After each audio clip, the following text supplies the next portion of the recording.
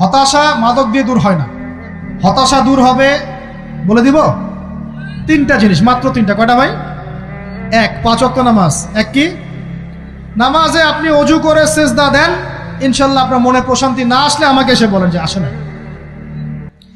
চোখের পানি, মনের আবেগ যা আছে আপনার ভিতরে, কষ্ট, দুঃখ, যন্ত্রণা, সব আল্লাহকে ঢেলে দিবেন ইনশাল্লাহ।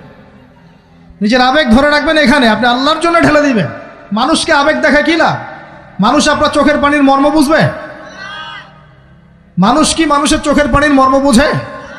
আপনার পিতা যদি মারা যায়, আমার কাছে এসে দোয়া চান কান্নাকাটি করে, আমি দোয়া করতে পারবো, কিন্তু আমি কিন্তু আপনার ফিলিংসটা বুঝতে পারবো না।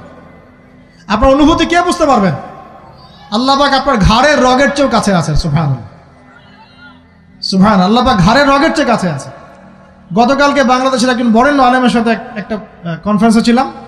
উনি বলছিলেন যে এক ব্যক্তি, এটা শোনেন, এক ব্যক্তি